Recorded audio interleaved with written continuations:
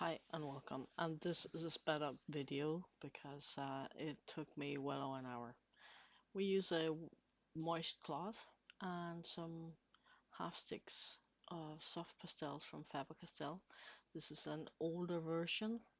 I think they still make this exact set, but I think the packaging is maybe different. The paper is Canson Metanes, and I think this color is called Ivory. Yesterday I did this oil pastel drawing and I forgot to film it. That's why there was no video yesterday and I was like today very late. So I got mad and just went to bed instead of refilming. Today I'm late again, so this is filmed on technically on the 4th. The cloth is for wiping my hands in. I always have a wet or actually a moist cloth. Um, when I use soft pastels or charcoal or something like that because it's an easy way to clean your hands at your desk. And I'm just gonna do a mask today. I briefly showed you the what I did yesterday again, the oil pastel mask drawing, and wanted to try again, but this time with dry pastels and just try and fit things in. And to keep things sliding, I put a little bit of masking no tape, no, what washi tape on there. And I'm trying to also use some of the colors that I usually don't really use, like oranges and pinks and reds and stuff like that, and violets. I don't think I ended up using much violet in here, but yeah, I'm just kind of going with the flow. Other than it being a mask, I didn't really have much of a plan. And yes, I use my fingers for rubbing out my pastels. You can use a color shaver or a paper tortillon if you're really worried about destroying the archival properties of the paper and the pastels. I don't worry about that. I got at least one 40-year-old pastel drawing sitting around and it is doing great still, so I don't know. I'm not ending up in the Guggenheim or any fancy museums like that. I make art from fun, so I do stuff the way I want to. And I forgot to put out get my needed erase out, so I tried to dab up some of that extra pigment. And it didn't really work, so I decided to just try and make some spooky smoky eyes there. Um, and yeah, what to do, what to do. Put some red in there. It is Halloween after all, so I guess this looks like a miserable pumpkin at some point. Um, I'm not sure it's getting better from here. But that's the thing, you gotta try something. And if you're afraid of messing up, then it's very easy to get stuck in getting nothing done. And that's even worse. So I'm just trying different things. So let's try to go with a yellow mouth and orange eyebrows. Why not? And yeah, I'm not good at doing things symmetrical. Not when I have to draw them at least. And some contrast color, so how about some olive green?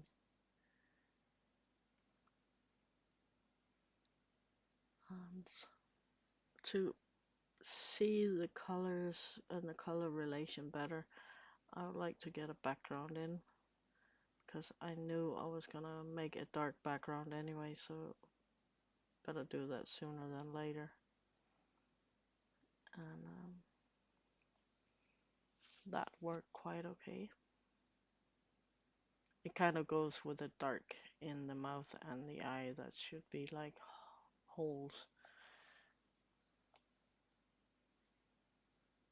So when I wave with my fingers like that, that's when I'm trying to think or make a decision. So I wanted some green in there to stand out as a contrast to the reds in the face or on the mask. And that was okay. Trying to think again. Probably explaining something. I forgot what I said. But yeah, if we had to go with the original speech, the video would be over an hour long, and that's a no-go at the moment. I know people are watching a lot of art videos here in October, and so am I. So there's no point in making super long videos at this point. So this looks pretty terrible, and I'm trying to come up with some ideas to change that. And I actually go and find my kneaded eraser because we need that. And I couldn't find my old one. I think actually maybe my cat, who's not here anymore for different reasons, I think she might have played with it or ate it or something. So we're going with a new, very, very tacky piece of kneaded eraser. That can help you pick up all that extra pigment that is always a thing with soft pastels. And yes, I know about pan pastels, and no, I don't have them.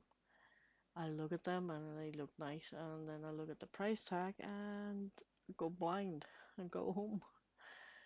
It's like burns my eyes. I know they are likely worth all of the money, but they're not on my current list of things I want to get. I got so much else to do. So yeah, let's try and put some light gray in here. See how that works. Again, trying to play with some contrast. Put some lines on because it is a mask, so we're gonna have some kind of decoration. Looks like a bowling mask.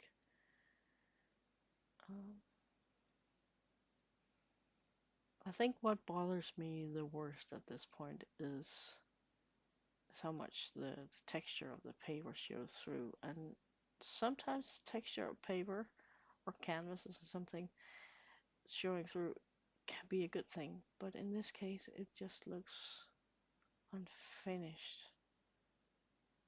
So want the background darker, so here we go with another layer. Smooching that out.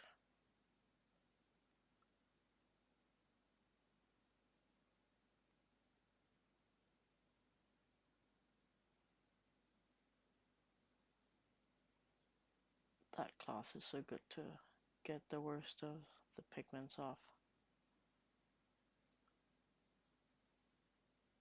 If you get that dry, slightly yucky feeling when you're doing pastels, I can really recommend that to have a cloth to clean your fingers on. It gets rid of that feeling right away. Give you a break. And it's important to have because I don't know if you got the same thing, but as soon as I got something yucky on my fingers, my nose starts to itch. So you can wipe your hands off, itch your nose, and go back at it. Playing with the green, put some ribbons on to kind of indicate that this is a mask and not a face. And because it went on without even a rough sketch, now the top of my mask is sticking out of the top of the paper. And that's just how things go.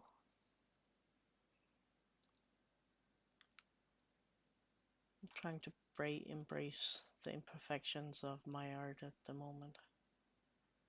Getting rid of the perfectionism. I've never had this much fun with art before. It's just crazy. since I threw the perfectionist out of my studio, I started enjoying art a lot more. Oh no. That top of the head is really causing me problems because it sticks out too much. Trying to figure out what to do. Add some more colors because that gray mix down there is maybe a little too sad. And fidgeting with the kneaded eraser. Trying also to clean my fingers off.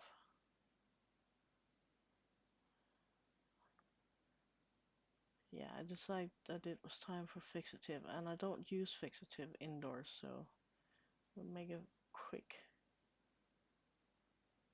break here. And that's the fixative I use. It is Sminkus Universal Fixative. And I got another one solely for oil pastels.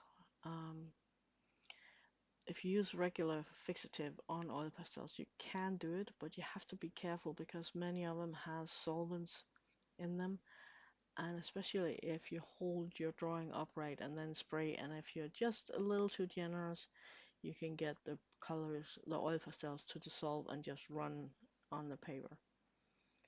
So universal fixative for pretty much everything else. I use it for colored pencils, crayons, and graphite, and what else? What else? Of course, soft pastels and charcoal. So everything else that needs fixative except for oil pastels. And a can like that goes so, it really goes a long way. Don't need a ton. And I decided to try and match up some of the dark at the bottom of the mask by putting these blue circles on top of everything.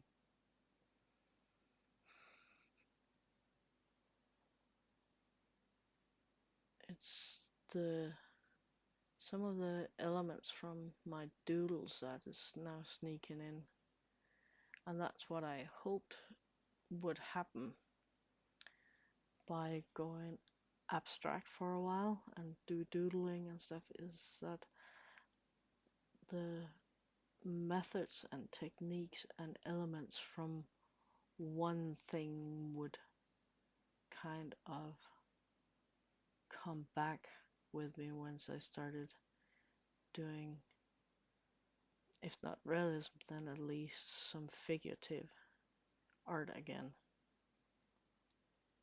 And yeah, it seems like it does, or I let it do it. I'm not sure if this is the right way to incorporate it, but if I don't test it, I don't figure out how to use it and how to do it. And yeah, because I now got fixative on it, it's easier to go in and put more emphasis on some of the things that I want to have more powerful color. Like also the color between those lines. It's actually a magenta. It looks really red on my screen. But yeah. I did end up loving this, but it was fun, and I haven't used soft pastels for ages. Not this way, that the way they're supposed to be used. Anyway, so I'm a little rusty, and that's an understatement. I'm a lot rusty with pastels. But there's only one way to get rid of the rust, and that is to start using them again. And there's another element that I brought from my doodles and abstract paintings into this, and that is like keep on just layering stuff. And if there's something you're not quite happy with, then layer something else on top. Um, Even if the whatever you didn't like at first still shows through. And it all merges together. And sometimes it comes out great, and other times not so great. If it's not so great, it's just how it is, and you learn something to go on with. And I decided to try that color shaver because my fingers are too clumsy to get in between things. And instead of just making one big purple smear, I decided to go with a color shaver. And this one is a firm color shaver. They come in different hardnesses, and they have to be at least firm if you want to use them for this, where you smudge out colors. I got some that are soft, but they're just bending way too much and not really useful for rubbing things into each other to smudge it in. So, yeah, you shouldn't do that, but I do that. Bad habits. That's you can create dust that you will breathe in if you either blow the excess pigment off the paper, going poof, or if you do that where you tap it off. Um, I'm old, so I have to die from something sometime or some other stupid excuse. It's really a bad habit. You shouldn't do it. You should use your kneaded eraser to pick it up with. And when I say should, it's a rare thing I do in art, and that is only when it affects people's health. Yeah, so that was my yesterday project that I forgot to film, and there's today's, and I'll try and film something else for tomorrow or today.